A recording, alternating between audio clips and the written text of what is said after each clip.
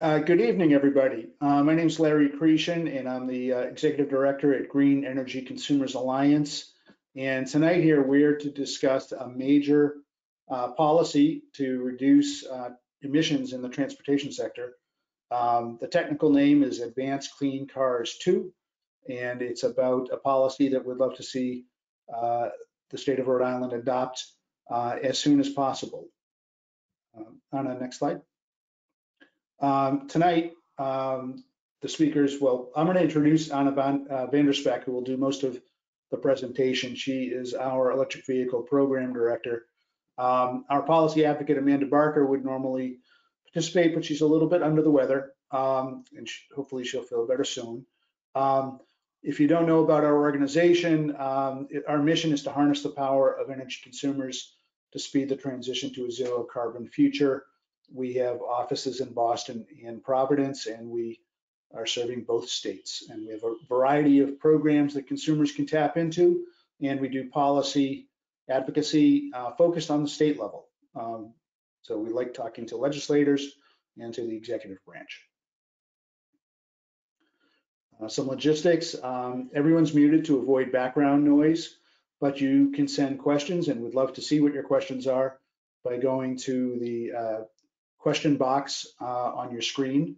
We'll answer as many questions as we can at the very end. Afterwards, for all of you who are attending, plus a good number of people who registered who aren't quite with us yet, we'll share the slides and a recording after the webinar by sending out an email. Next slide. The agenda. We're going to talk about the challenge of emissions in the transportation sector, which have essentially gone up significantly in Rhode Island since 2016, and what the policy is of Advanced Clean Cars 2. With us, as I said, it's Anna Vanderspeck is our program director, but also with us are two great legislators who are sponsoring some legislation on this topic is our Representative Terri Cortvriend, who represents Middletown and Portsmouth, and Senator Alana DiMario, who represents Narragansett, North Kingstown, and New Shoreham or Block Island. And so we want to welcome legislators. And now I guess we're ready to roll right into the agenda. Okay, well, I will do that. We'll just go ahead and get started. So before we jump into the details of what exactly the Advanced Clean Cars 2 standards are, we want to set the scene a little bit and talk about the greater picture and start with the transportation sector's contribution to Rhode Island's greenhouse gas emissions. So transportation is now in the state of Rhode Island the largest sector source of greenhouse gas emissions. This is some data from climatechange.ri.gov, which shows how the different sectors break out. And you can see that the largest slice of the pie by far is the blue one, 36% transportation. This fact surprises a lot of people because we're used to thinking of the electric sector as a source of greenhouse gas emissions, but Rhode Island has done a pretty good job of cleaning up the electric sector over the past couple of years, thanks to the renewable energy standard. And that is only going to keep accelerating as we reach for 100% green electricity by 2033.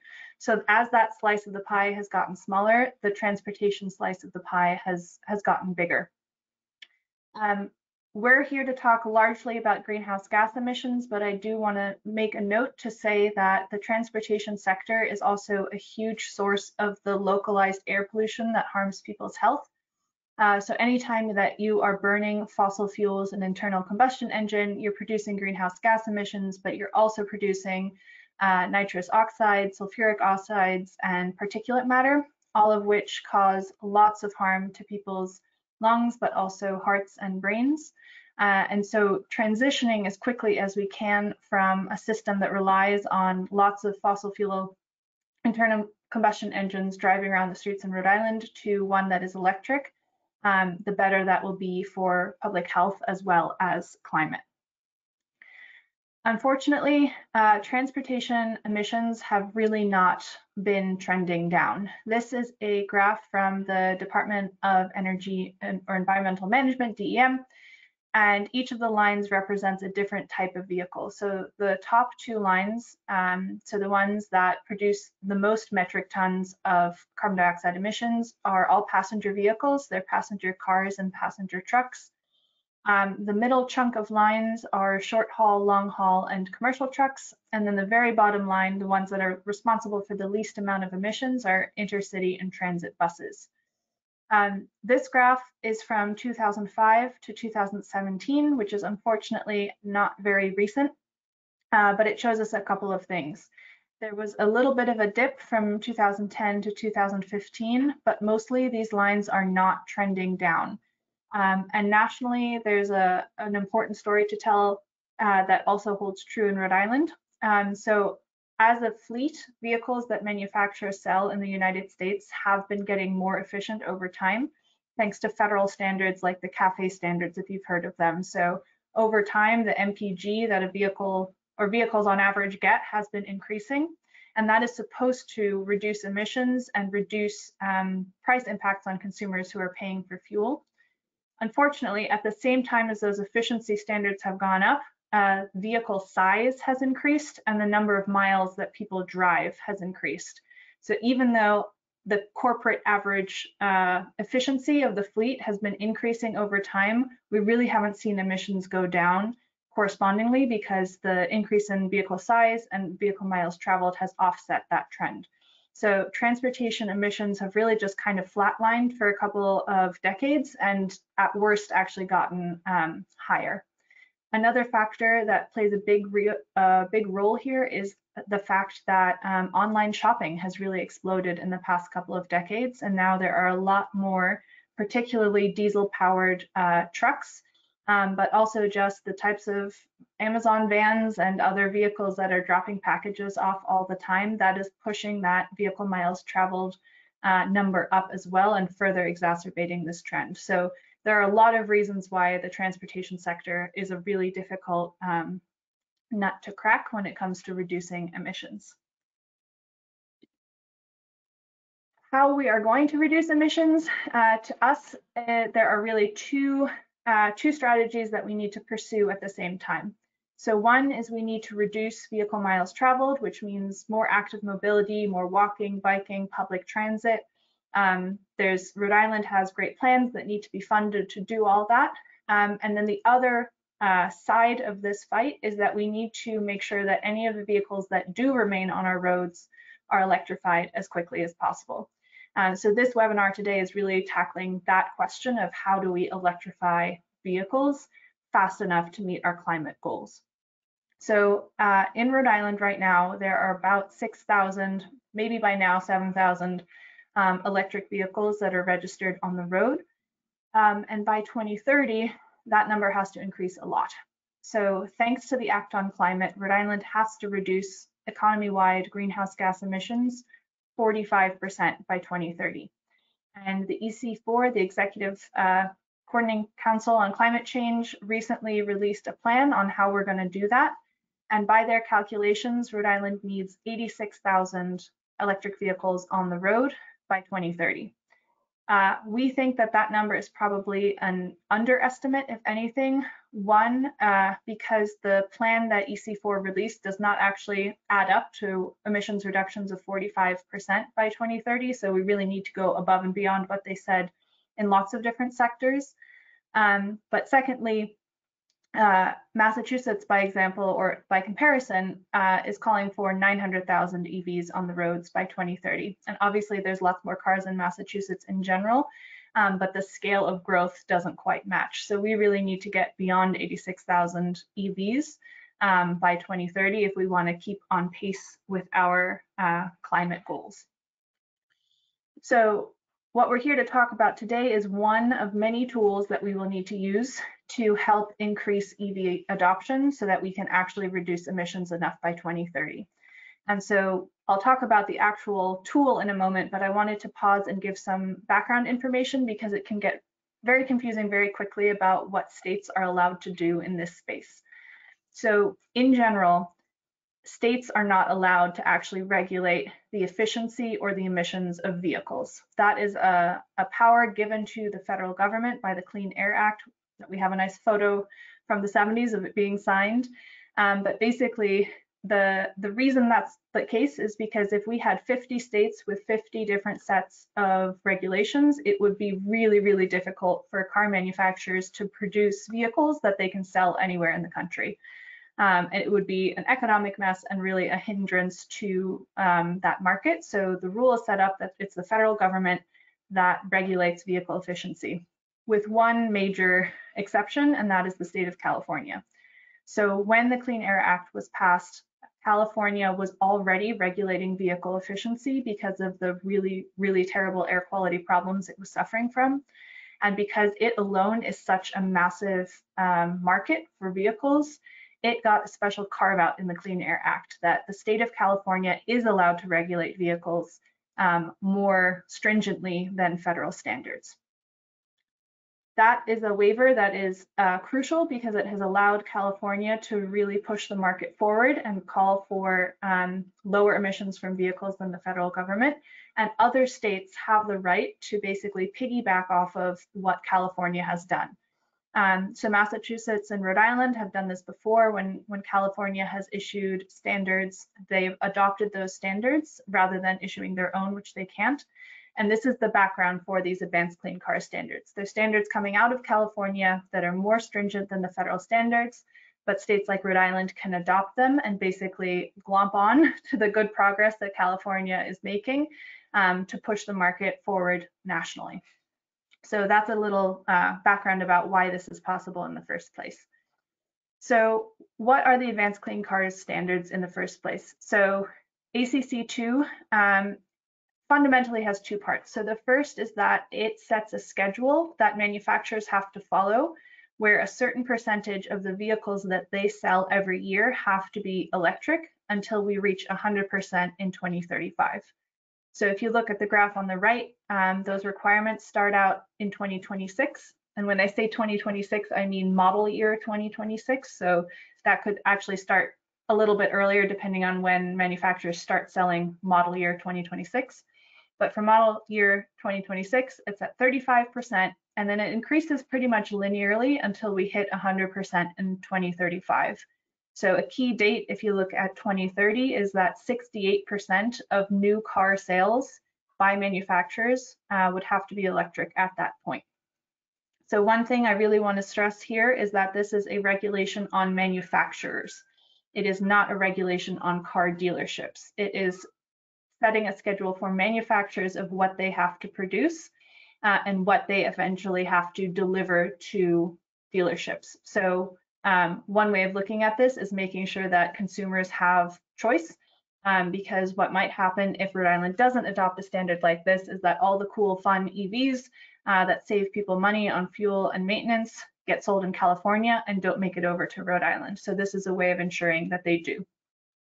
The second piece of ACC2 is that while the percentage of vehicles that have to be electric is increasing, there is a second part of the standards that require the gas-powered cars that are still being sold to get cleaner. So there's a very similar graph showing a reduction in smog-forming emissions from new cars over the same time period. But really the sort of bread and butter of ACC2 is this steady increase in electric vehicle sales until we reach 100% by 2035. One last note on this before I move to the next slide is that 2035 is a pretty key year because of our goals around 2050. So if we want to reach net zero emissions by 2050, the last gas-powered car that gets sold new really has to get sold before 2035. Because most cars stay on the road for 10, 15, 20 years. If we want them to all be retired by 2050, we can't be selling them into the 2040s. So this is a nice, predictable, steady way of ramping up demand and production to prepare for that phase out by 2035. ACC2 focuses on passenger vehicles, but there is a sort of complementary policy that looks at trucks.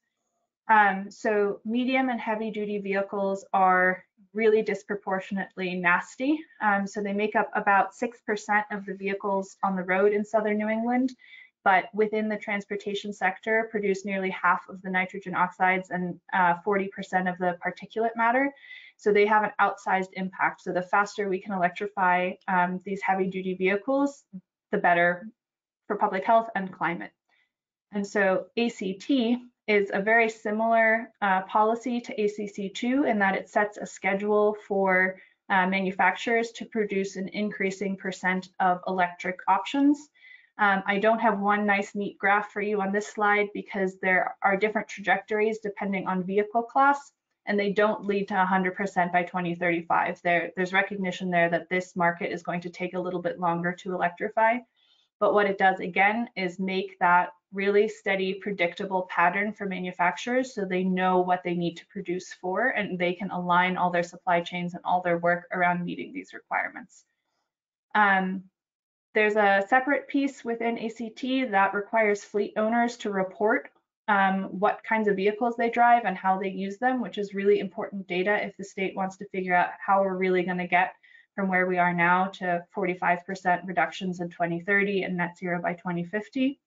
And then just like ACC2, there's also a separate regulation or standard around bringing down emissions from the fossil fuel powered trucks that will still keep being sold. So it's also two-pronged, one piece about electrification, one piece about reducing emissions from new diesel powered trucks. So we would really like to see the state of Rhode Island adopt both of these because they together really address the whole transportation sector. Oops.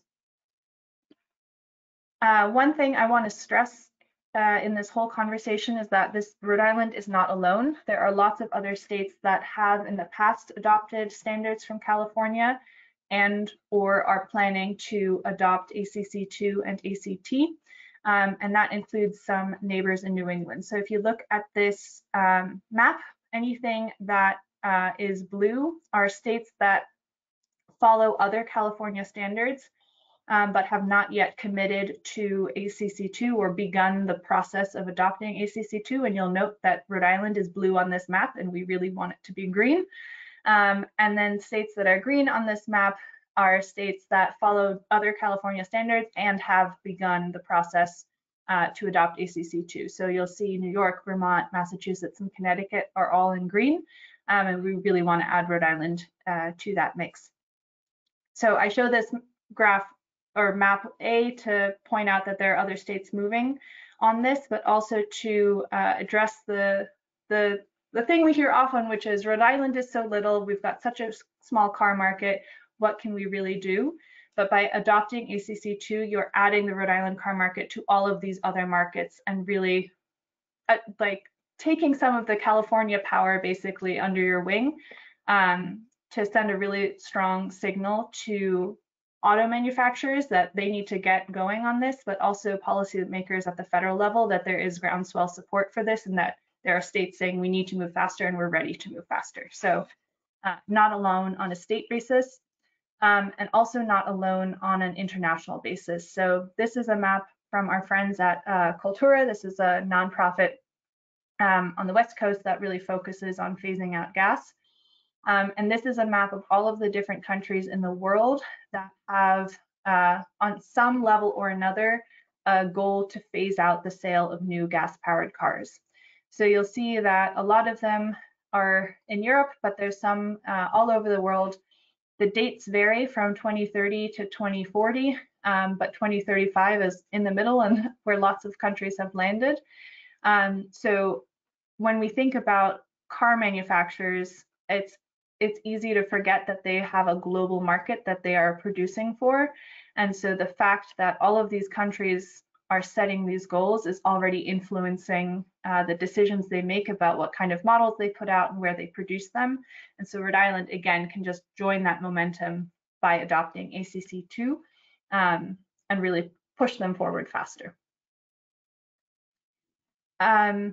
We're coming almost to the end of the presentation here, so we can have a discussion soon. But one thing we wanted to also make clear is that if Rhode Island wants to get to its 86,000 EVs by 2030 or even further, which is what we think we need, there simply isn't enough support right now on a policy level to make that happen.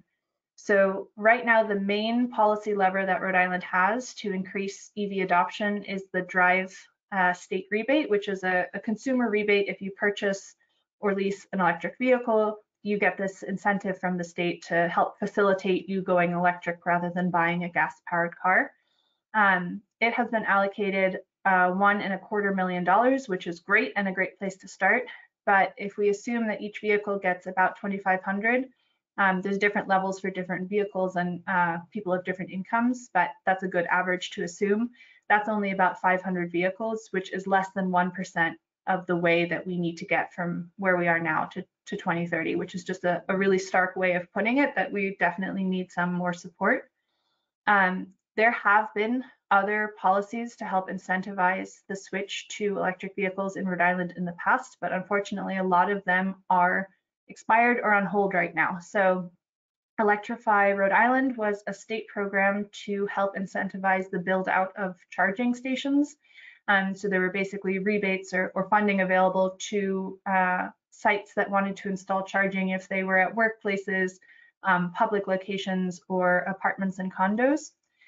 Back when National Grid was the electric utility in Rhode Island, there was a program called Make Ready, where basically National Grid would cover the costs of bringing electrical service to a charging location in multi-unit dwellings, workplaces, and public charging stations, so that the site would only have to buy the actual station and install it. And that kind of cost share mechanism really brought down the costs of installing more charging for lots of places. But since the transfer of National Grid to PPL, that has not been renewed. Basically, the available funding for that was used up, and now we have to make sure that there's a new proposal and a new program moving forward. And then pretty similarly, there was a program under National Grid called Smart Charge Rhode Island, where electric vehicle drivers would be incentivized with a lower per kilowatt hour charging cost if they charge their vehicles off peak, meaning when electric demand is low. This is a great program that we really wish were still there and are pushing to bring back, because it incentivizes people to make the switch to an electric car by offering even lower fuel costs, but it also prepares our grid for the new load that electric vehicles will bring by making sure that that load is basically happening when there aren't already peaks, not exacerbating any of our existing peaks, and helping to smooth out supply and demand on the grid, which is a win for everybody, regardless of if you drive an electric car or not. So those are three excellent programs that are currently not in the mix that we want to bring back in addition to ACC2.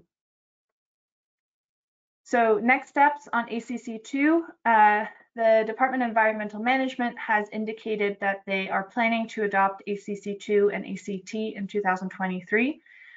There's a whole sort of public process that they'd have to go through to adopt those regulations, and that will start in 2023. Doing that is also included in the greenhouse gas reduction plan that EC4 recently released that I mentioned earlier today.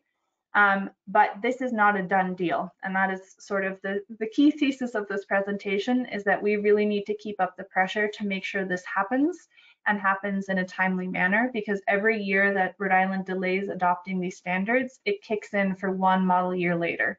And we just don't have time to keep kicking the can down the road. So this has to be the year that Rhode Island adopts these standards, and that is why we need legislation.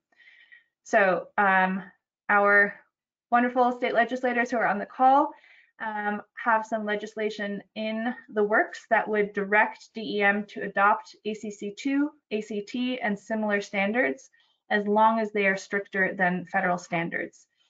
So this legislation has not been filed yet, but will be filed at the beginning of next session in 2023, and hopefully passed immediately without any hiccups, but we'll do our best to make sure that happens. So if you are on this call and you are fired up and ready to do something in support of this one tool in the toolbox for reducing emissions in the transportation sector, there's no immediate to do for you because the legislation has not been filed, but definitely stay tuned. We will be making a big deal for bringing people out whenever we need written comments or people to speak at a hearing in support of the bill. So stay tuned. If you haven't already read our blog post about these standards, we definitely recommend you do that. It basically summarizes everything that I just said. And while you're at it, subscribe to the blog because that is one place that we always send out action alerts. So when there's an opportunity to take action, you'll find out first if you're subscribed there. We will shortly turn it over to questions. I see there's some in the chat and some discussion, but we couldn't resist one extra plug for another legislative idea that we think is complementary.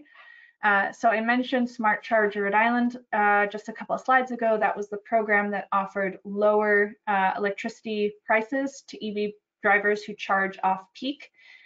We really want to bring that back. So we want to introduce some legislation that will do that.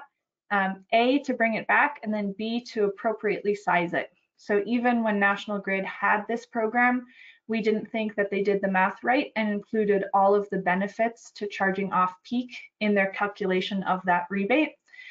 So the legislation, which I'm sure we'll have a whole separate webinar on, includes exactly which benefits need to be calculated into that rebate rate so that it's an appropriately sized price signal, that EV drivers really get the biggest bang for their buck, and that it really shifts load the way that we want it to. So this is mostly a teaser slide for a future webinar that is yet to be scheduled, but will be scheduled someday. And with that, I will stop sharing my screen. And Larry, I don't know if you've been looking at any questions in the chat and have one to start us off with. Or Senator DiMario or Rep. Cortvriend, if either of you would like to just take the mic, I'm happy to sort through some questions while we do. Why don't we do that, Anna? Senator and Representative, thank you for joining us tonight, and just wanted to ask you, what do you think the prospects of these policies? What should we do to help you out? I think you should be advocating like we are tonight. This is a great start. We need to cultivate some serious followers that will come to the State House at the appropriate time when you send the signal to come and testify or to write to their legislators. We don't have bill numbers to share this evening, but those will be coming soon within the coming weeks, and I'm sure you'll share them with our listeners. Senator? Sure. Thank you so much for inviting us to be here tonight.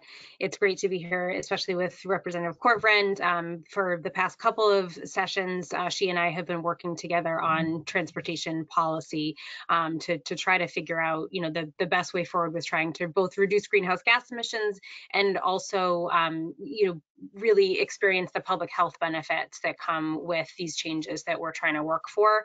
And so, it's been an interesting learning process over the last couple of years with, kind of trying to come at this from different angles. I do think that one of the, I think, hopeful things about the way that we're doing it this year is we're really pulling apart some different features of some of the things we've tried to do before in bigger bills. As you mentioned in your excellent presentation, Anna, it's, there's a lot of kind of complex things involved in this. And I think being able to tease these things apart so that people can understand the purpose and also be really clear on like the messaging behind why we're doing each one of these pieces and what the benefit will be, I think is helpful both for advocates as well as for our colleagues to kind of understand why we're choosing to approach it in this way. So I'm really optimistic about this session. Absolutely. I think that's a really good point.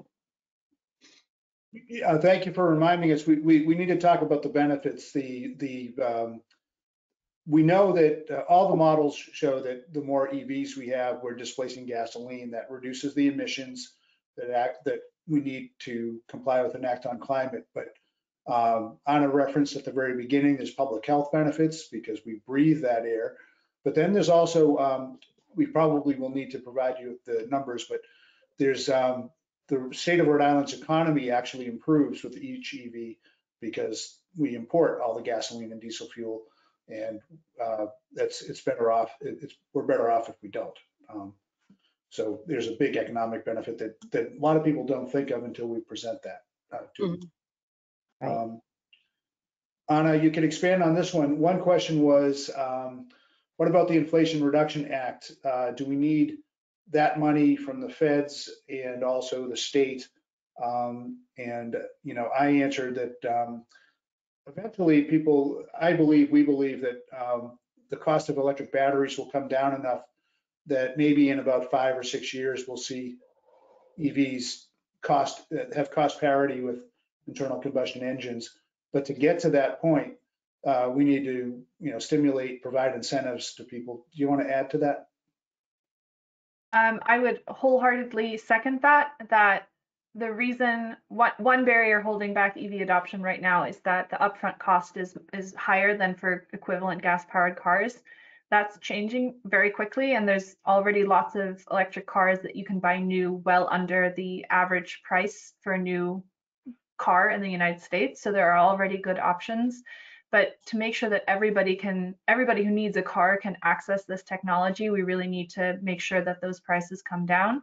And while we're waiting for battery prices to continue falling, which they are, we do need these incentives, and the federal and Rhode Island together makes a big difference. The second piece I would say on this front, which is a little bit, it's next to the conversation about ACC2, is that another big barrier holding back adoption is the lack of a robust EV charging network.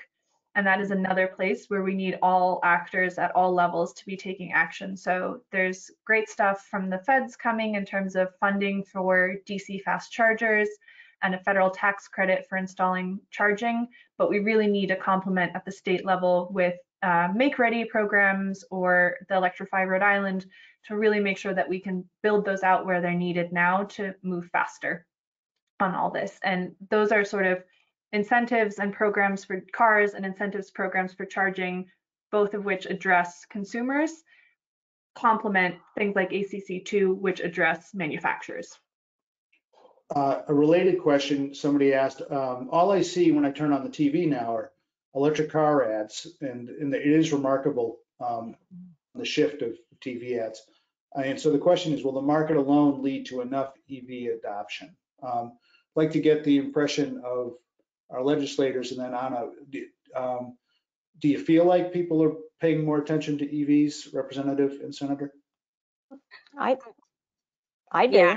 I Yes. absolutely do. I mean, I think I think, was it during the Super Bowl, Rep. Cortvriend, that you and I were kind of texting saying like every single commercial so far has been for an EV. So, it is remarkable. And I guess that stands out to me because I do my best to never consume media with commercials. So I very rarely see. It's like live sports events are the only time I get kind of in touch with like what, sort of those things. But, I think it is also, I had an experience recently. I leased my vehicle, and my vehicle was up for lease, and I was at the Honda dealership, right on Bald Hill Road in Warwick. And the salesman who was talking to me, just kind of just making conversation, was talking about the fact that he anticipates that, within the next 10 years, there won't be any gas powered vehicles on the lot. Just that's the direction that Honda's going in. That's the direction. And it, he was saying is a positive thing, just in terms of this is just kind of the obvious progression. And I think that with some of these things too, like, even as we're moving toward electrification, those standards that reduce pollutants from the gas powered vehicles that are being sold, it's just kind of another step in the progress of like, when you know better, you do better. When you have the ability, when you have the technology, 10 years ago, or actually it's probably been more than that now, we started seeing backup cameras in every single car. And, that was like a new, like amazing technology that kept everybody safer. And now it's just so standard, like I don't think you can buy a car without that. So I think it's, a lot of these things just kind of are that natural progression. And I think that really is starting to filter down more toward the kind of average consumer, for sure. And another plug for EVs, that just in case some of our viewers don't know, is they're much less expensive to maintain. You don't have to do oil changes. Your trips to the mechanic are fewer. So it's a much more simple engine. And so that's something that maybe people haven't considered. So not only are you not going to the gas station to put gas in your tank, there's other features that will keep you out of the mechanic shop as well. Yeah, study after study, Consumer Reports, and the New York City has a big fleet of cars, as you can imagine, and they have pointed out that by far the lowest cost to maintain and fuel up cars that they have are the EVs, and so that's a point we have to get out there. On a clarifying question, does this mean in 2035 that all gasoline cars have to disappear? I don't think so, right? Tell me exactly how. Absolutely not. No, this is a requirement for manufacturers in their production of new vehicles. And I want to sort of jump on the previous question and say that it's great that there is all this new attention for EVs. I know that when we started talking about EVs 5 years ago, there were no Super Bowl ads for EVs, and we were sitting going, man, we really wish those manufacturers would do some marketing. And now they are, and that's great. But if we want to do this at the pace that is needed to reduce our emissions 45% by 2030 and reach net zero by 2050, we can't just let the market roll. We really have to make sure that we're setting the pace for it. And I also want to come back to that, the sort of experience of going to a dealership, making ACC2 take place in Rhode Island means that manufacturers will know, okay, we're producing this many EVs and we have to send some to Rhode Island. And so it's a measure to make sure that Rhode Islanders have the options to actually go electric instead of sitting there and watching all the manufacturers send their cars to California or Massachusetts or other states where these regulations are in place. So I think when we were talking about benefits earlier, I would add that consumer choice one to the list. There has been a waiting list for a lot of EVs. I know multiple people that have been trying to buy them and are waiting. I thought some of that was supply chain pandemic related, and hopefully that will, not be the case forever. But this legislation will, like you're saying, will move us in the right direction. Yes, actually, it does put the onus on the manufacturer, but somebody else, the previous question somebody asked was about, does the Federal Inflation Reduction Act take care of everything? Well, one thing it's going to help with a lot is it incentivizes car makers to make EVs and batteries here in the United States. And so, this policy that we're talking about would actually kick in around 2026. And everything I read and hear is that the factories are being built today. As the car makers responded very quickly to the passage of the Inflation Reduction Act. So I'm pretty optimistic that there will be cars available for people to buy. This next year might be a little tough, but eventually it'll work out. A question for the legislators and for Anna, is this policy we're talking about tonight, is it a version of the Electric Transportation Act that the legislators kindly offered last year?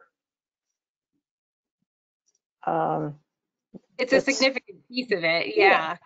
And I think that, what we were saying before about pulling out kind of the different components of this to prioritize, I think this is a priority component from that. Yeah, from that bill. Right. And we'll have a couple of different bills, and we'll hopefully have a webinar on each one so people will understand. And yes, so there'll be multiple. This is a piece of last year's bill. Yep, I think it's a good strategy. And then another question. Rhode Island recently passed a significant climate law, but we have not seen much progress in the state that focuses on clean energy transportation, aside from EVs, like public transportation, bikes, safe biking, electric bikes. What is blocking the state from focusing on these alternatives? I think we will have, there has been a bill for electric bikes, and I'm sure that will get reintroduced in the coming session. Representative Kislak had it in the House. I don't remember who had it on your side, Senator. I believe it may have been Senator Oyer. I think so. That might be right. Sounds right. It wasn't me. That's why it wasn't. So I think there will be legislation for electric bikes, and there are incentives for electric bikes now that the state's offering, and there's incentives for electric vehicles, and there's a big program for chargers too, where the state is putting in chargers. Yeah. Whether that will go in all the places that we want, maybe not, and that we need. Yeah, and I think, I had actually attended an EC4 meeting where RIPTA did a really informative presentation about their electric bus pilot program. And the things that they had learned. And, because a question that I had also had is, with some of the state's smaller public transportation vehicles that aren't the full-size city bus, what is the possibility of moving toward electrifying those? Because that to me would seem less challenging. And, one of the responses to that is that it's actually challenging because we have a Buy American standard, understandably, with with those vehicles, and as of that point in time, which was in kind of later last winter, there were no American companies that were manufacturing that, like those kind of smaller buses and things like that, the electric version. And so again, I think that that's another thing where, like, if there's more of a market kind of signal that those things are in demand by states, that hopefully then there will be that domestic manufacturing so that we could deploy those. So there are some kind of barriers like that, that even though we're kind of looking and trying to move more in that direction, that there's still some things preventing it. Right. And RIPTA does have electric buses, and they are, increasing the size of that fleet. Yep. Some of us were today at a meeting of the EC4 group, which is the group charged to plan out how Rhode Island's going to comply with an act on climate. And there was some discussion about whether or not the transportation master plan was currently adequate. There's opportunities to reduce vehicle miles traveled through better through endeavors to improve walking and biking and to improve ridership on RIPTA. And that seems to be an issue that's partially a matter of funding. Do you have any thoughts on that, legislators?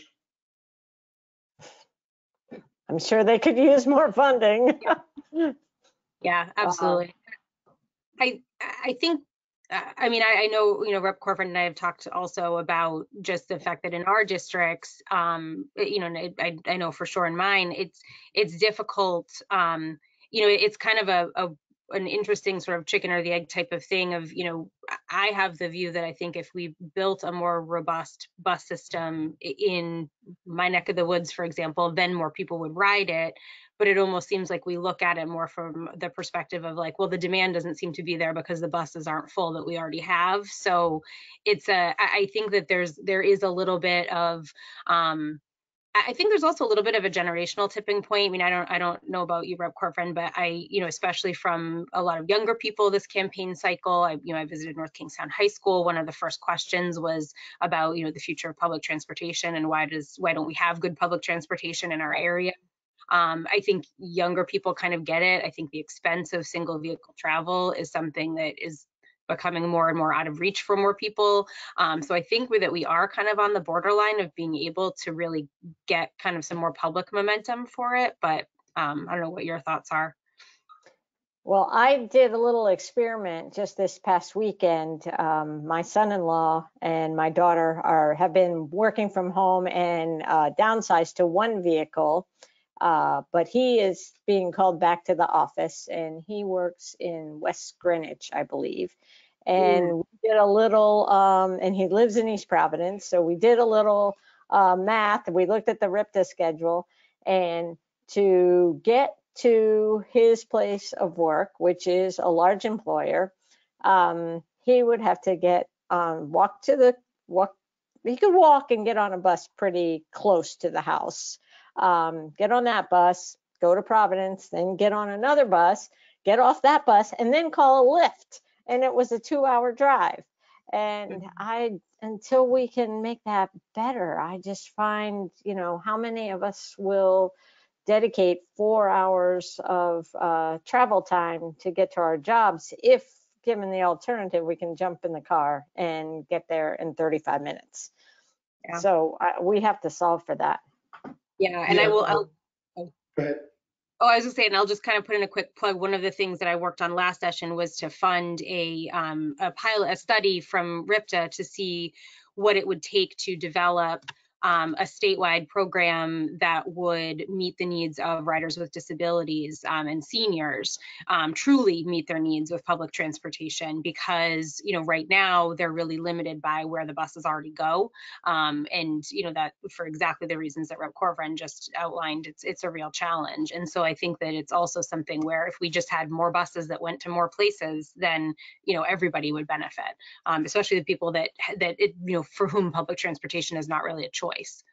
You know, and back to that chicken and egg thing, you know, do we need more employers, make more businesses to request a bus come to their facility? You know, and it's that, I don't know how we get people onto the bus if it can't be more efficient from a time perspective.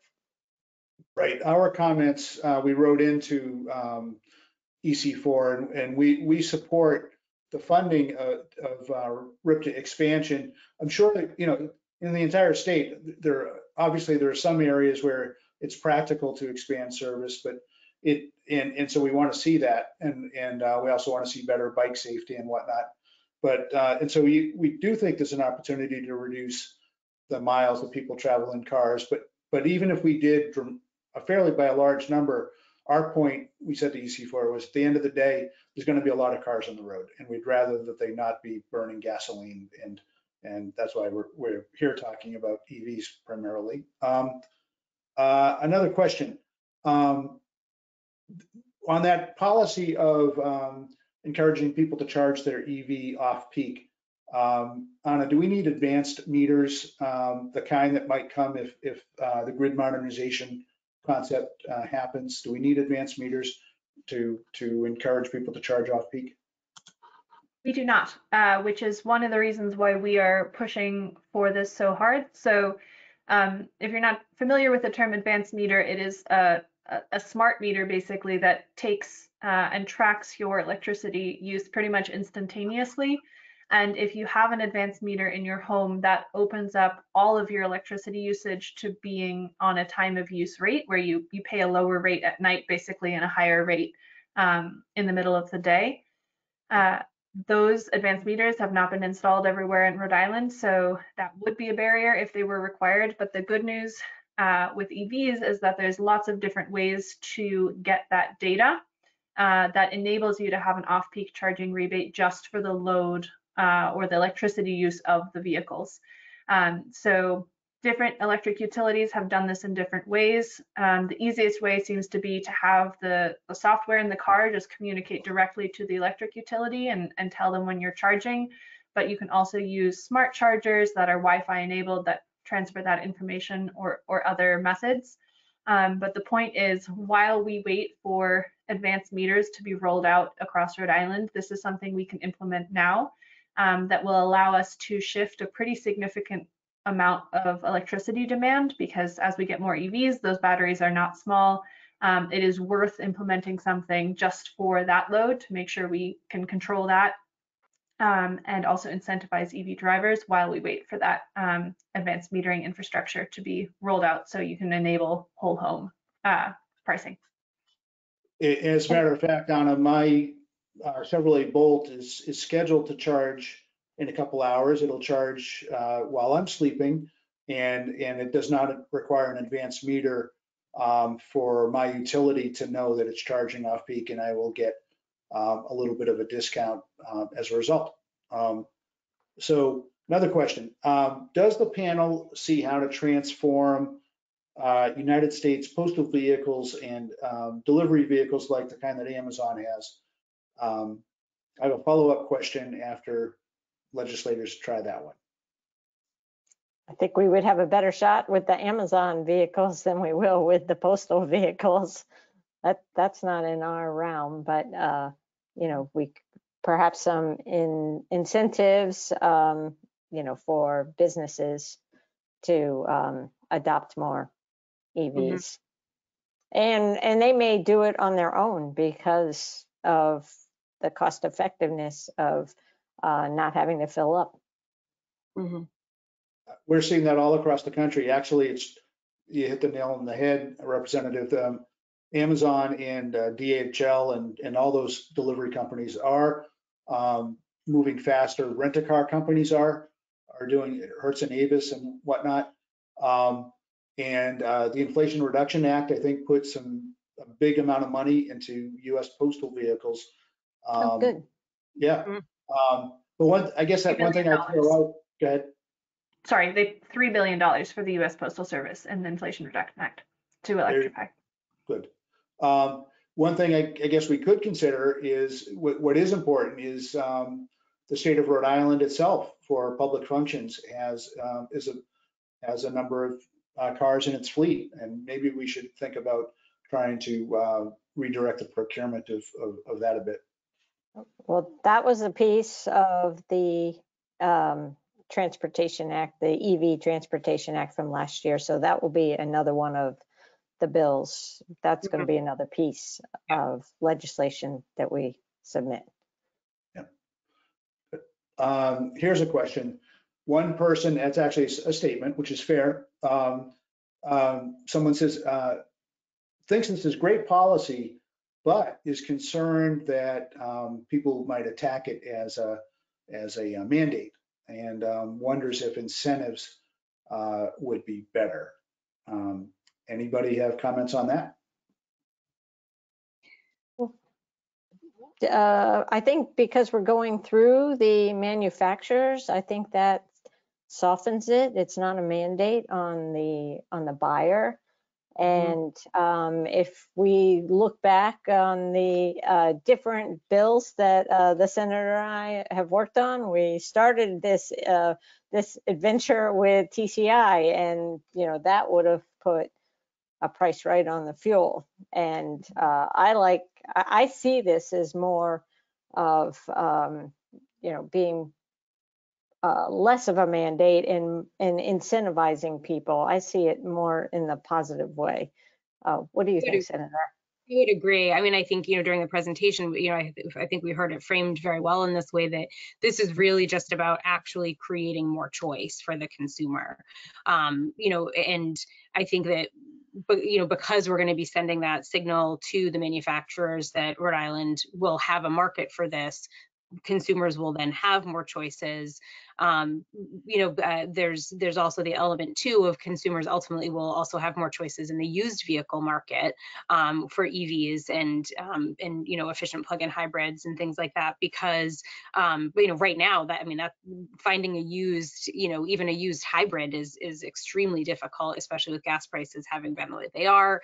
And so I think it's actually, I think it is important to be able to really communicate that message that this is about creating more choice and control on the part of the consumer, by opening up this market, and not necessarily that it is about a mandate, because again, I think it is just going to be, encouraging us to follow those trends of where the auto manufacturers are going anyway, but it will allow Rhode Islanders to get there. To get there sooner and to kind of get their share of the market and being able to make that choice. And, I think the question was asked earlier about does this mean the end of gas powered cars in, 10 years in Rhode Island? And, of course the answer is no, because, it's not like everybody's gas powered car is going to one day become illegal, just because there is this opportunity to, for every consumer to be able to buy an EV or an equivalent plug-in hybrid. So yeah, but I think that point is well taken, that it is really important to address any kind of misunderstandings about what this bill is and what it is not. Right, exactly. We like hearing the question, and then we can discuss it. So a clarifying question was, so will someone be able to buy a gas car in Rhode Island after 2035? And so the answer is, according to this policy, they could not buy a new gas car after 2035. But just to be clear, at that time, we expect probably there'll be plenty of gasoline powered cars in the state. And so you could keep your gas powered car if you love it, or you could buy a used one, and that would be allowed. I can't remember the number, but I think in 2035, there would be something like probably 50 to 70% of the cars on the road would be electric, but there would still be plenty of gas-powered cars. Is that right? Something like that. In the follow-up email, I'll send a great video that we have that shows what the fleet of vehicles in Rhode Island will look like if you start phasing out gas-powered cars in any particular year. I can include that with the recording. And I think, go ahead. One question, maybe a finer detail, Anna, that you could respond to. Since we're putting this on the manufacturers, there may be in 2035, there may still be some gas-powered new vehicles on the lots. We're not saying that it would be illegal to sell them. We're just saying that the manufacturers can't bring more in. Is that correct? Am I describing that properly? That's my understanding, because it's on the model year. And the production on the model year basis. So basically, once they sell it to a dealer, it's already been accounted for in the model year. Right. So there might be a 2034 vehicle, gas vehicle on the lot in 2035 that's still totally legal to sell. Yeah, the one thing that I want to jump in here wearing my program hat rather than my advocacy hat is that people really like electric cars. Yes. Like once people get into these cars, they do not want to go back to gas-powered cars. And the more people experience a friend's car or a neighbor's car, the more people are like, why am I driving this smelly thing that breaks down, where I have to go to a gas station and I have to spend thousands of dollars replacing parts?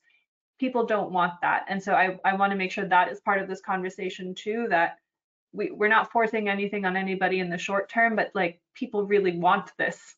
Right. So I don't think there will be very many people in 2035 upset that they have to switch to something that's cheaper, cleaner, and a more pleasant experience. Right. And I think we'll update the list of what the car manufacturers have said. They've already, one of the legislators mentioned this, but they've pledged to go all electric by certain dates. And so I think GM and Ford will be all electric by 2035 anyway. Once they start moving their manufacturing plants and equipment towards making electric cars, it's going to be difficult for them to maintain the ability to produce gasoline powered cars. So there may be a limited number of gasoline powered cars, new ones, by that time. We'll be reaching that, what they call the tipping point for those car makers. Exactly. I think I'll give it one last call. I will, if people want to put another a question or two in the chat, but why don't I ask Senator DiMario and Representative Cortvriend to give any closing remarks if you'd like. Well, thank you for having us this evening. It's been good to have this conversation.